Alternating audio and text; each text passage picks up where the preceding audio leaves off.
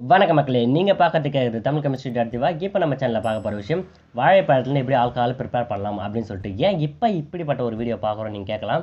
So நம்ம already வந்து பார்த்தீங்கன்னா திராட்சை பழத்துலேருந்து ஒரு வீடியோ வந்து பார்த்துருந்தோம். அதாவது திராட்சை பழத்துலேருந்து இப்படி ஒயின் தயாரிக்கிறாங்க அப்படின்னு சொல்லிட்டு வீடியோ பார்த்துருந்தோம். அது கிட்டத்தட்ட அதே சேம் ரீசனாக தான் இதுலேயும் இருக்க போகுது.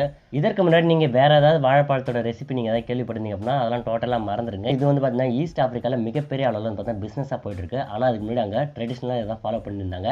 ஸோ அந்த ட்ரெடிஷ்னல் ஃபாலோவிங் மெத்தடை பற்றி இப்போ இதில் ஃபுல்லாக டிஸ்கஸ் பண்ண போகிறோம். ஸோ இந்த வீடியோ உங்கள் எல்லாருக்கும் கன்ஃபார்ம் பிடிக்கும்னு நம்புறேன்.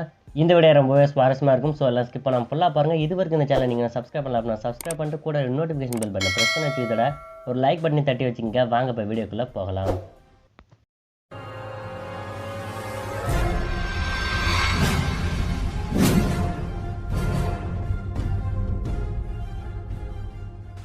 வாழைப்பழத்தை வச்சு நிறைய பேர் சிப்ஸ் செய்யறதை பார்த்துருப்பீங்க. பட் ஆனால் இப்போ நம்ம ஒயின் செய்யறதை பார்க்க போகிறோம்.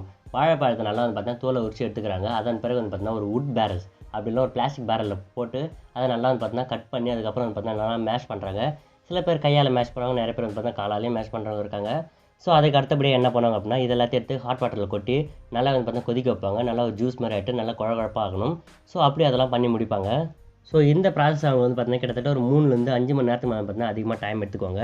ஏன் அப்படின்னா நல்லாவே வந்து பார்த்தீங்கன்னா அந்த ப்ராசஸ் நடந்து முடிஞ்சால் தான் அதுக்கடுத்தபடி ஒயின் ப்ரிப்பரேஷன் அப்போ ரொம்ப ஈஸியாக இருக்கும். நல்லாவே ஒயின் வந்து ஈஸியாக ப்ரிப்பேர் ஆகணுன்றதுக்காக.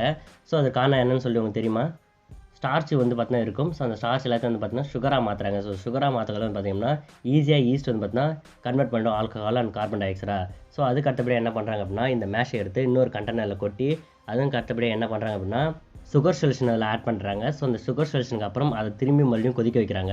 இப்படி அந்த ஜூஸ் வந்து பார்த்தீங்கன்னா நிறைய நேரம் கொதிக்க வச்சதுக்கப்புறம் என்ன பண்ணுறாங்க அப்படின்னா மறுபடியும் கூல் பண்ணுறாங்க. ஸோ கூல் பண்ணதுக்கப்புறம் பார்த்தீங்கன்னா ஈஸ்ட் ஆட் பண்ணுறாங்க.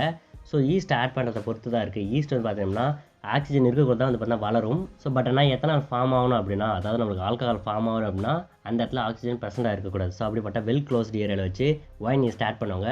அதன் பிறகு வந்து பார்த்தீங்கன்னா 15லேருந்து 20 நாள் வரைக்கும் அந்த ப்ராடக்ட்டை வந்து பார்த்தீங்கன்னா சேவ் பண்ணி வைப்பாங்க. இப்போ இது வந்து பார்த்தீங்கன்னா நல்லா நொதிச்சு போயிருக்கும். 15லேருந்து 20 நாளுக்கு அப்புறம் நல்லா நொதிச்சதுக்கப்புறம் என்ன பண்ணுவாங்க அப்படின்னா அதை எடுத்து டைல்யூட் பண்ணுவாங்க. நல்லா ஸ்டெர்லைஸ்டு வாட்டர் கூட விட்டு டைல்யூட் பண்ணி அதன் பிறகு அதை எடுத்து நல்லா ஃபில்டர் பண்ணுவாங்க. ஃபில்டர் பண்ணதுக்கப்புறம் பாட்டில் பண்ணி அதுக்கப்புறம் ஷிப் பண்ணி நம்மளுக்கு டிஸ்ட்ரிபியூஷன் கொடுக்குறாங்க. இந்த வீடியோ மூலிமா இன்னொரு விஷயத்தை நான் சொல்லிக்க விரும்புகிறேன். நம்ம சேனல் வந்து பார்த்தீங்கன்னா புதிய ஒரு அத்தியாயத்தை தொடங்குது. புதிய ஒரு சேனல் வந்து பார்த்தா ஆரம்பிச்சிருக்கோம், தமிழ் அகரமெண்ட்டு. அந்த சேனலில் நம்ம என்னென்னலாம் அப்லோட் பண்ணியிருக்கோம் அப்படின்னா இப்போதைக்கு உதர ஒட்டாத திருக்குறள், அதன் பிறகு பார்த்தீங்கன்னா மார்க் ஜூக்கர்பர்கின் வாழ்க்கை வரலாறு அப்லோட் பண்ணியிருக்கோம். ஏகப்பட்ட வீடியோஸ் வர காத்துட்ருக்கு. ஸோ அதெல்லாம் மிஸ் பண்ணாமல் பார்க்கறதுக்கு அந்த சேனலுக்கு போய் சப்ஸ்கிரைப் பண்ணுங்கள். அதோட லிங்க் வந்து பார்த்தீங்கன்னா டிஸ்கிரிப்ஷன் கொடுத்துருக்கேன். கம்யூனிட்டி டேபிள் அடிக்கடி அதை பார்த்தீங்கன்னா அப்டேட்ஸ்லாம் பார்த்தீங்கன்னா கொடுத்துட்டே இருப்பேன். ஸோ மறக்காமல் போய்ட்டு அதெல்லாம் சப்ஸ்கிரைப் பண்ணிட்டு நம்புகிறேன். அதை தொடர்ந்து அதில் போட்டிருக்க அந்த வீடியோ வந்து பார்த்திங்கன்னா உதர ஒட்டாத திருக்குறள். அது எனக்கே ரொம்பவும் பிடிச்சிருந்துச்சி. ஒரு புது டாப்பிக்காக இருந்துச்சு. அதிகபட்சம் நான் பார்க்கணும்னு பார்த்தா ஒரே ஒரு திருக்குறள் அப்படின்னு சொல்லிட்டு பார்த்தீங்கன்னா ஏகப்பட்ட பேர் மென்ஷன் செஞ்சுருந்தாங்க. சொல்ல போனால் கல்நேட்டிவில் அப்படி தான் சொல்லியிருந்தாங்க. ஆனால் காலத்தில் நாம் இறங்கி தேடி பார்த்தா தான் தெரியுது கிட்டத்தட்ட 22 திருக்குறள் வந்து பார்த்தீங்கன்னா உதர ஒட்டாத திருக்குறள் இருக்குது. அதுக்கு அடுத்தபடி வந்து பார்த்திங்கன்னா துணைக்கால இல்லாத திருக்குறள் வந்து பார்த்தீங்கன்னா தேடி எடுத்து போடலாம் இருக்கும். ஸோ அதுக்கெல்லாம் உங்கள் சப்போர்ட் மிகப்பெரிய அளவில் தேவைப்படுது. தமிழகரம் மறக்காம பட்டு செக் பண்ணி பாருங்கள். ஸோ இந்த வீடியோ உங்களுக்கு கன்ஃபார்ம் பிடிச்சிருக்கு நம்புறேன். இந்த வீடியோ உங்களுக்கு பிடிச்சிருந்து அப்படின்னா லைக் பண்ணுங்கள், ஷேர் பண்ணுங்கள், கமெண்ட் பண்ணுங்கள். இது வரைக்கும் இந்த சேனல் நீங்கள் சப்ஸ்கிரைப் பண்ணலாம் அப்படின்னா சப்ஸ்கிரைப் பண்ணிட்டு கூட நோட்டிஃபிகேஷன் பில் பண்ண பிரச்சனை வச்சுங்க. அடுத்த ஒரு நல்ல ஆசமான வீடியோவில் உங்களை பார்த்து காத்துட்டு இருக்கேன். Thank you to all. எக்ஸல்சியர்.